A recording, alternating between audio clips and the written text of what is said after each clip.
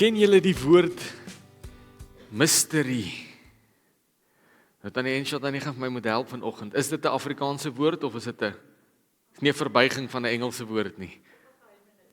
Of 'n geheimenis. Maar daar's 'n klein verskil tussen 'n geheim en 'n misterie. Weet julle wat is die verskil? Nou voordat ons te ver aangaan, hierdie gaan nie die normale 3-punt preek wees vanoggend nie. So moenie moedeloos raak en dink ek is nou al vir so lank besig met net die inleiding nie en ek het nog nie eens by die eerste punt gekom nie. Daar gaan nie 'n punt wees nie. Daar is 'n punt aan die preek, maar daar gaan nie 'n 1 of 2 of 'n 3 wees nie, okay? Want sien, 'n geheim is amper soos 'n misterie, maar nie heeltemal nie. 'n Geheim is iets wat ander mense weet en jy nie weet nie. En jy is dalk nie eens bewus dat die geheim bestaan nie. Maar die verskil tussen 'n geheim en 'n misterie is, 'n geheim is iets wat iemand van jou weerhou. 'n Misterie is iets waarvan jy weet, maar jy nie verstaan nie. Sien, 'n geheim weet jy nie noodwendig altyd van nie. En as jy weet van die geheim, weet jy nie wat is die geheim nie. En dan nou natuurlik as jy weet, is dit mos nou nie meer 'n geheim nie. Maar 'n misterie is iets wat jy weet wat is die inhoud. Jy weet wat sê die misterie. Jy kan hom dalk lees of sien of aandink, maar jy weet eintlik nie hoe dit werk nie. Jy verstaan dit eintlik nie. Dis die verskil tussen 'n geheim en 'n misterie. Nou, 'n baie bekende misterie. Julle moet vir my sê as ek dit verkeerd sê. Misterie. Maar dan klink dit vir my baie Engels. As ek nou terug gaan mystery toe, volg my maar net. Een van die grootste misteries wat 'n ou dan nou beleef as 'n jong seentjie of ek weet nou nie hoe dit vir dogtertjies nie, ek was nog nooit een nie. Maar as jy jou pa sien, jou ma soen en jy is maar baie jonk, dan dink jy, "Joe, jessie." Jy kan amper nie verstaan hoekom soen hulle nie, dis grous. Totdat jou pa eendag by jou kom en vir jou sê dis 'n misterie wat jy nie nou verstaan nie. Maar eendag as jy 'n tiener is, gaan jy hierdie misterie baie goed verstaan. En jy gaan weet hoekom pappa vir mamma wil soen. Dis 'n misterie. Ek gaan nou baie hard konsentreer. Dis 'n misterie vir die jong seun. Sien, daar was so 'n misterie gewees vir die Jode ook. Iets waarvan hulle geweet het, maar nie heeltemal verstaan het nie. En vanoggend gaan ons hierdie misterie, julle sal dit nie glo nie, ek het hom reg gespel hier. Daar's 'n E. Ons gaan na hierdie misterie kyk, want daarin lê die sleutel tot die lewe. Daarin lê die sleutel wat vir my en vir jou soveel moeite gaan spaar. Soveel frustrasie. Kom ek lees vir julle hierdie misterie wat ons in Jeremia 31 vers 31 tot 34 kry. Ekskuus. Dis dalk bietjie klein, maar ek gaan vir julle lees ook. Vers 31 sê, kyk, daar is die uitspraak van die Here, dat ek met die huis van Israel en die huis van Juda 'n nuwe verbond sal sluit. Dit sal nie wees soos die verbond wat ek met die voorouers gesluit het, die dag toe ek hulle aan die hand gegryp het, om hulle uit Egipte land uit te lei nie. My verbond wat hulle self verbreek het, al was ek heer oor hulle, is die uitspraak van die Here. Nee, dit is 'n verbond wat ek na daardie dae met die huis van Israel sal sluit, is die uitspraak van die Here. Ek sal my wet in hulle binneste gee en op hulle harte skryf. Ek sal vir hulle 'n God wees en hulle sal vir my 'n volk wees. Hulle sal nie meer elkeen sy medemens of sy broer leer en sê ek ken die Here nie, want hulle almal sal my ken. Van die kleinste tot die grootste onder hulle is die uitspraak van die Here. Want ek sal hulle sonde skuld vergewe en aan hulle sonde sal ek nie weer dink nie. Nou die rede hoekom hierdie vir die Jode 'n misterie was, is want die Jode het die wet gehad. Hulle het 'n stel reëls gehad, hulle het die Torah gehad, die Pentateeg, hulle het hierdie 5 boeke gehad met 'n lys reëls en dit was vir hulle maklik gewees. Nou, dis net sommer so vinnige wenk vir enige man hier. As jy by die manual hou, dan sit jy hom baie gewoonlik baie makliker aan mekaar. Jy moet net lees. Nou dis presies waaraan die Jode vasgevang was. Hulle het die wet gevat en hulle het gesien, maar hierdie reëls is doenbaar. Dis haalbaar.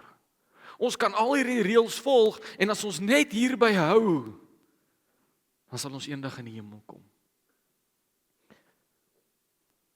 En omdat hulle so oor en oor toe nou nie daarby gehou het nie, het God gesê ek gaan 'n nuwe verbond sluit. Maar hierdie nuwe verbond kon hulle nie verstaan nie. Want nou sê God, ek gaan die wet in hulle binneste vir hulle gee. Ek gaan dit op hulle harte skryf. En hulle kon dit nie verstaan nie. En hierdie nuwe verbond sê, hulle gaan nie meer mekaar leer, hulle gaan nie meer hulle medemens of hulle broer leer en sê, ken die Here nie, want almal gaan my ken. Van die kleinste tot die grootste. En sien vir die Jode het dit net nie sin gemaak nie. Want jy moes tyd en moeite insit. Jy moes die wet onderhou. En jy kon werklik net God ken en met hom praat as jy die hoëpriester was. En jy het maar 'n verhouding met God gehad deur jou priester as jy 'n gewone Jood was. So hierdie wat God vir hulle gesê het, was 'n misterie gewees. Maar sien ons trap in 2026 nog in presies dieselfde struik as die Jode. Hoor mooi wat ek sê en luister na die hele preek voordat jy my met 'n klip wil gooi. Ons het die geneigtheid om die Nuwe Testament net te verander in ons nuwe wet.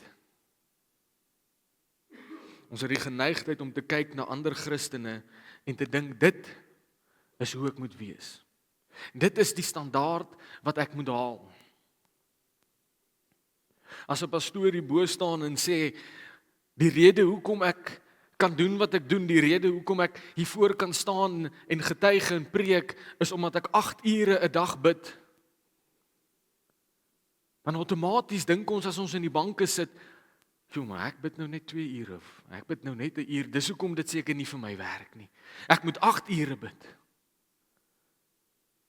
Of as jy 'n suksesvolle persoon sien en hulle sê vir jou, maar ek vas 2 dae 'n week, dan dink ons skiet kort. Want ek het nou nie, so ek moet nou ook begin vas 2 dae 'n week. Sien julle waar kom die probleem in? Ons maak dit oor dit wat ons moet doen en nie oor wie dit gaan nie.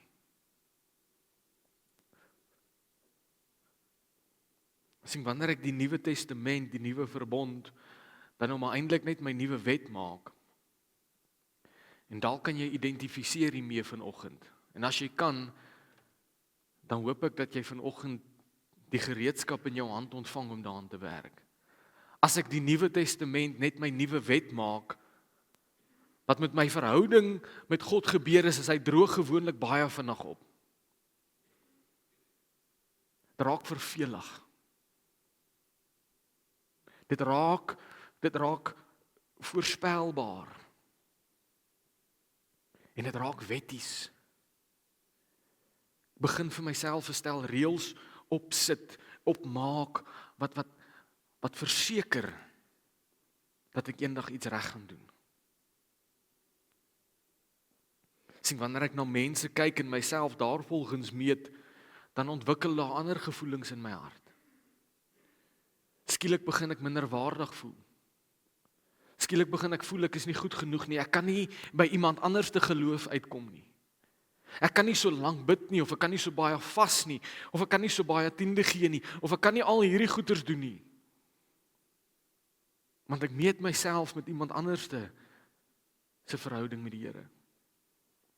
Ek ontwikkel gevoelings van eensaamheid, jaloesie en tot verwyte teenoor ander mense. En nou voordat julle dink dat ek is besig om teen die Bybel te praat, ek is nie. Weet julle wie was die radikaalste groep Christene op hierdie aarde nog gewees, wat die grootste impak gemaak het, nie net op die aarde nie, maar wat die kerk uitgebou het? Weet julle wie was hierdie groep Christene gewees? Die apostels. Jesus se disippels. Besef jy ook vanoggend dat nie een van hulle het een boek van die Nuwe Testament gehad nie.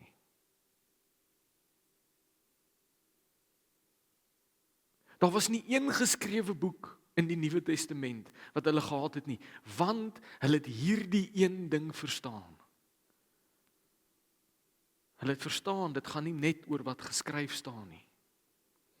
Hulle het die misterie waarvan Jeremia verstaan gepraat. Hulle het die nuwe verbond, die Nuwe Testament verstaan soos wat hy bedoel was om te verstaan, en hier is dit. Kolossense 1 vers 26 en 27. Die misterie wat vir eeue en geslagte lank verborge was, is nou aan sy heiliges bekend gemaak. Die misterie waarop die Jode uitgemis het, die misterie wat die apostels verstaan het, hier is die misterie nou. Paulus gaan vir ons sê, vers 27, God het besluit om aan hulle bekend te maak hoe ryk die heerlikheid van hierdie misterie vir alle nasies is. En hier is dit nou. Christus is in julle, die hoop op die heerlikheid. Dis die misterie. Dis wat die apostels verstaan het. Dis wat Paulus probeer kommunikeer, dis wat God in Jeremia probeer sê het, toe hy met die Jode gepraat het, toe hy sê, ek gaan dit in hulle harte vir hulle gee, ek gaan dit op hulle harte skryf. Hy het bedoel, ek gaan my seun stuur om in jou te kom woon. Dis die misterie. Die Jode het die wet gehad en reëls gehad en mense gehad om aan vas te hou. Paulus kom en hy sê alles wat jy nodig het, is alreeds binne in jou.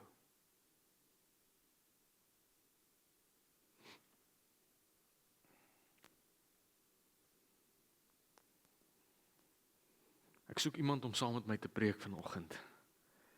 Wie gaan ek vra? Jody, sal jy my gou hier voorkom join asseblief? Moenie worry nie, jy hoef niets te sê nie, ek weet dit is die grootste uitdaging. Sien in Handelinge 3, kom Petrus en Johannes by 'n man wat verlam is van geboorte af. Maak asof jy verlam is, lê net hier op die grond.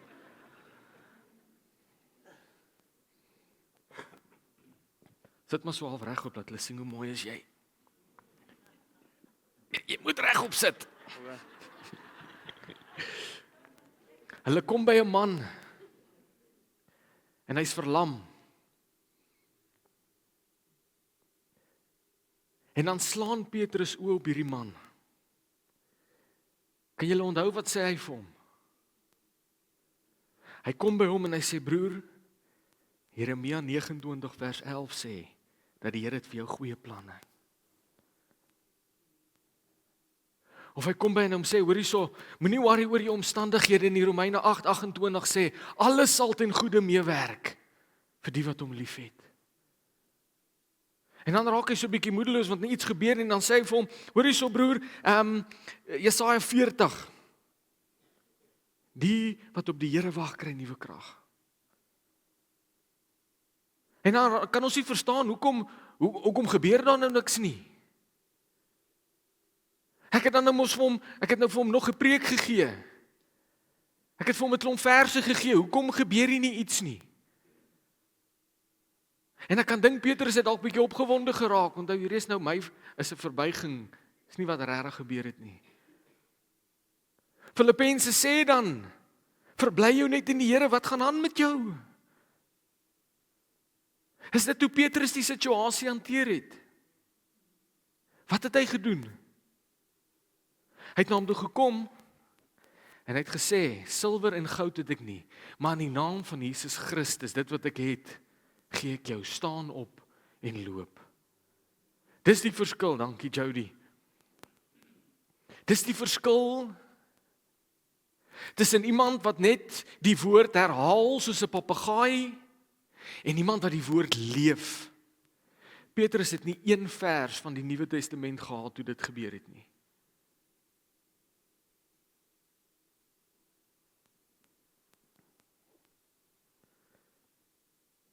Verstaan my net mooi, daar is niks verkeerd met die woord van God nie. Maar Petrus het nie hierdie man net nog inligting of nog 'n preek gevoer nie.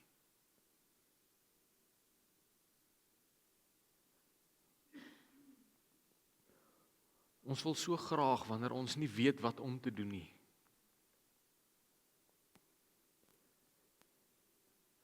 Wanneer ons moet ons begewe, dan wil ons 'n paar Bybelversies uitruk. Wanneer God vir jou sê, staan op en gaan bid vir daai persoon, dan dink jy dis oukei as ek nou net vir 'n paar Bybelversies oor WhatsApp stuur.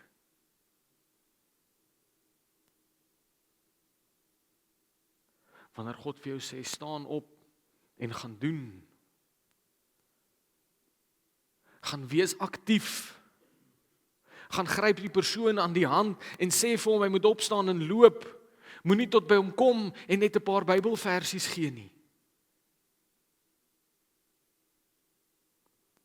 Ons niks fout met die woord verkondig nie, maar wat Petrus kom doen het,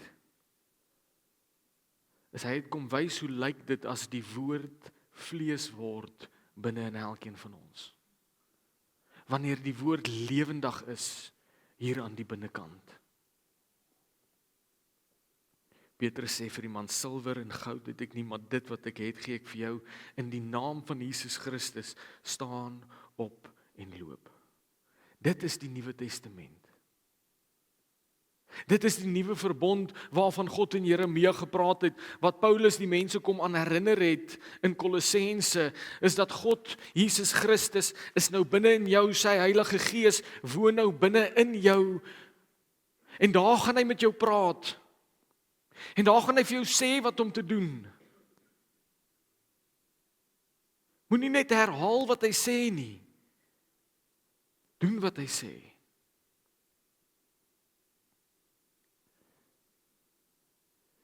Ek het in my voorbereiding die volgende gelees, dit is nie my eie woorde nie, so ek wil nie die krediet of die pak slaag daarvoor vat nie.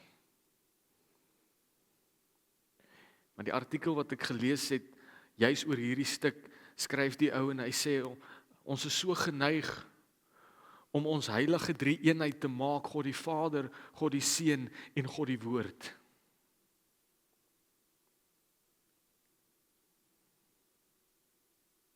En ons mis die invloed van die Heilige Gees. Want hy verwag soms iets van ons wat ons buite ons comfortzone gaan vat. Ons wil eerder teruggaan na die reëls, want dis die maklikste. Dis vir ons die maklikste om net by die reëls te hou. Nou, ek kan nie gedagtes lees nie, maar ek ken my eie gedagtes. So wat is die punt van die woord dan? Waarom het ons die woord nodig as ons dan nou net in ons harte kan luister oor wat om te doen?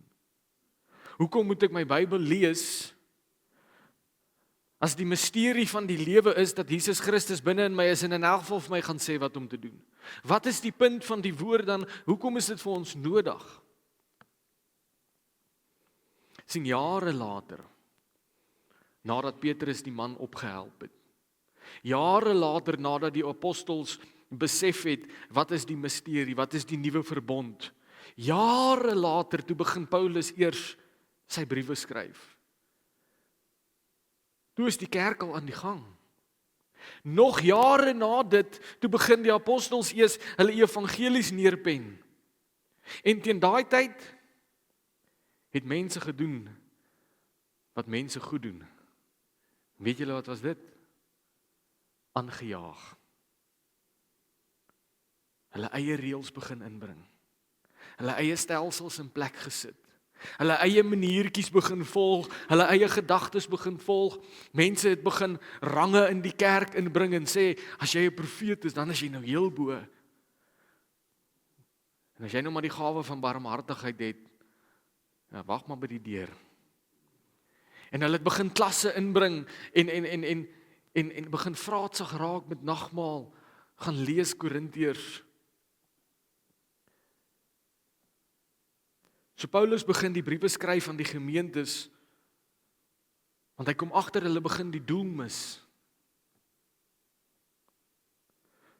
So die briewe en die evangelies en dit waarvoor die Nuwe Testament vir die vroeë kerk geskryf was, glo ek was vir 3 redes gewees.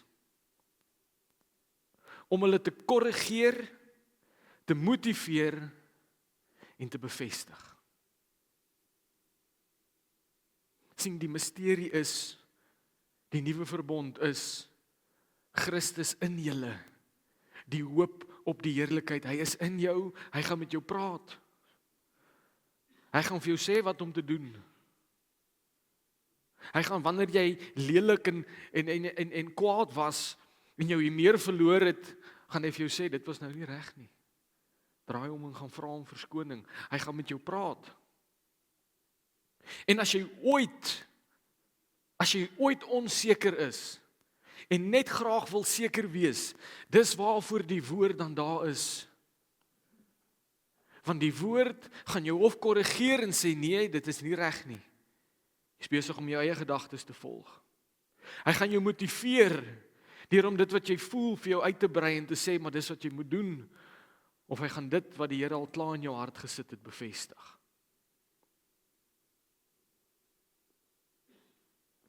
Sien, wanneer ek die Nuwe Testament so verstaan, dan raak Bybel lees nie meer 'n plig nie, maar 'n avontuur. Dan raak tyd in my woord nie meer net nog 'n tikboksie nie. Dit raak 'n verwysing vir my om terug te gaan en te sê, Here, is dit wat U in my hart gesit het? Is dit opreg? En Here, ek wil nie verkeerd wees nie, ek wil nie die merk mis nie, bevestig vir my. Dis hoe ons om moet gaan met die Nuwe Testament.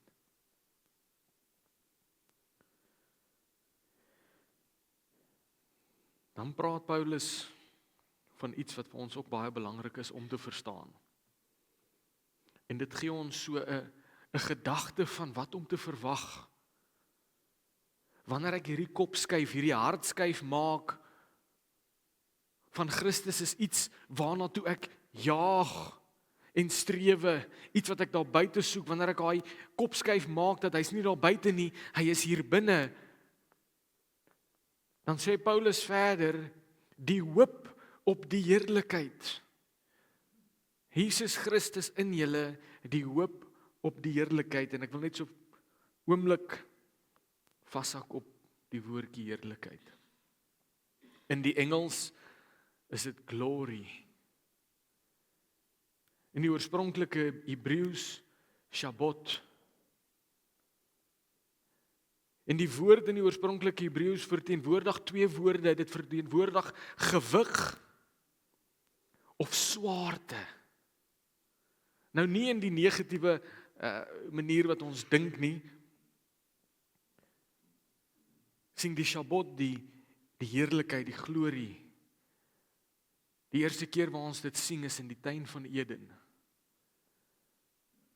Waar Adam en Eva in God se teenwoordigheid beweeg, hulle leef en hulle beleef sy teenwoordigheid net voor die sondeval. Dis 'n tasbare, sienbare teenwoordigheid, soos 'n gewig of 'n swaarte. Dis nie net 'n hoendervleisgevoel gewees nie. Dis nie net emosie in my hart of 'n knop op my maag nie. Dit was 'n voelbare, sienbare teenwoordigheid van God, soos 'n gewig of 'n swaarte.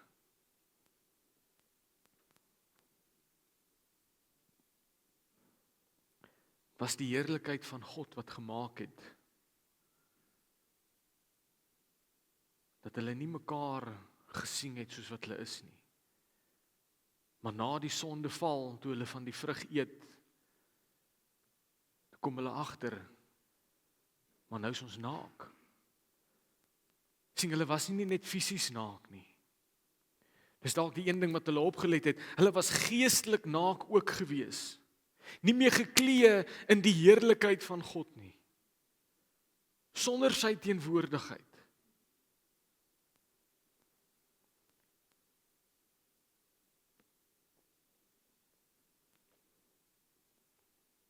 Ek sien baie mense probeer vandag steeds daai heerlikheid terugkry. Dis in ons ingeplant. God het ons so gemaak om vir die res van ons aardse bestaan sal jou gees op soek wees na daai heerlikheid weer. Dis hoekom mense dit op soveel verskillende plekke gaan soek. Mense soek dit in verhoudings, in status, in aansien, in rykdom, in besittings, in werk, in sonde. Ons is konstant op soek na daai heerlikheid wat Adam en Eva in die tuin beleef het. En hier kom Paulus en sê, daai heerlikheid waarna julle soek, Jesus Christus in julle, is die hoop op die heerlikheid. Die enigste satisfaksie, die enigste vervulling wat jy ooit gaan beleef,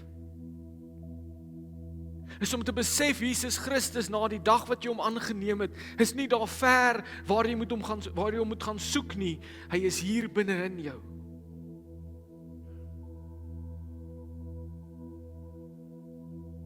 Jy het nie 'n stel reëls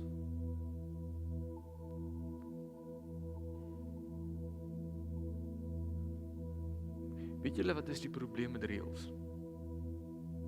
Ek hou van reëls, regtig ek doen. Het nie altyd nie.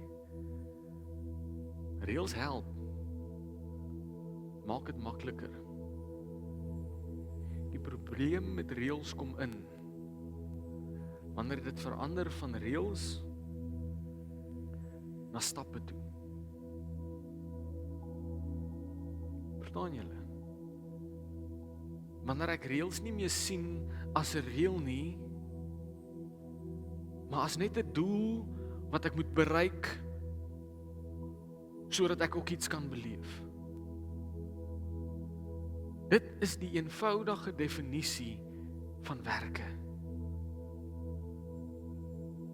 Ek wil nie 'n verhouding met Jesus Christus noodwendig kweek nie, en dis my moeite, want ek kan hom nie sien nie, ek kan hom nie hoor nie, so ek gaan maar net sorg dat ek elke dag bid. Ek gaan maar net sorg dat ek nie kwaad word nie. Ek gaan net sorg vir al hierdie goed. Daai goed beteken vir jou minder as niks as jy nie 'n verhouding met Jesus Christus het nie.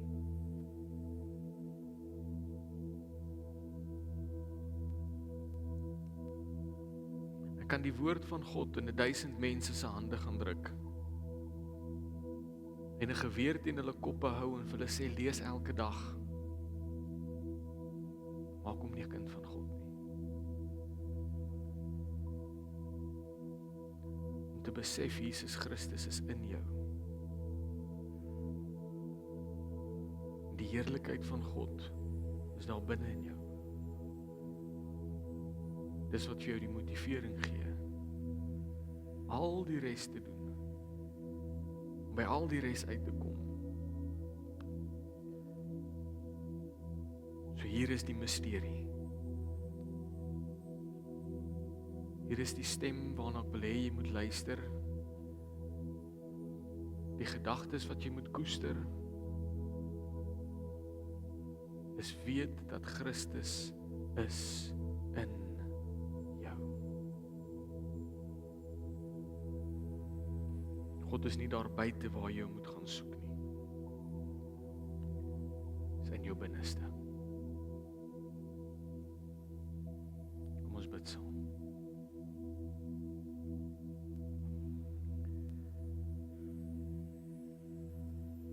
Here, so baie dankie. So baie dankie vir die wonderlike voorreg, Here, wat ons het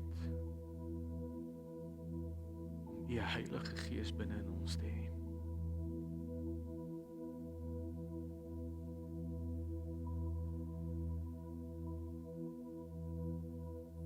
Here, ek wil bid en vra dat U hierdie skrifgedeelte, dat U dit vir elkeen van ons 'n realiteit sal maak in die tyd wat voor ons lê. Here, help ons om in al ons aksies, al ons optredes, ons doen en late, Here, help ons om hierdie een ding te besef, dat Christus is in my. Die hoop op die heerlikheid is in my.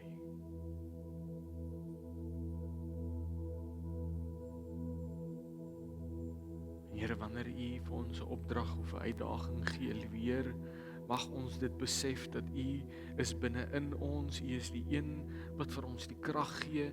U is die een wat ons bemoedig.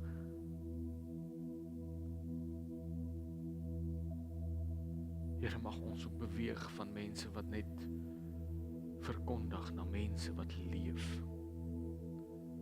Mag ons verby die punt beweeg waar ons net die woord herhaal, na waar ons die woord uit leef, Here. Dankie, Here, vir U liefde. Dankie, Here, vir U teenwoordigheid. Ons gee aan U al die eer, al die lof. En ons bid dit in U wonderlike en heilige naam alleen. Amen.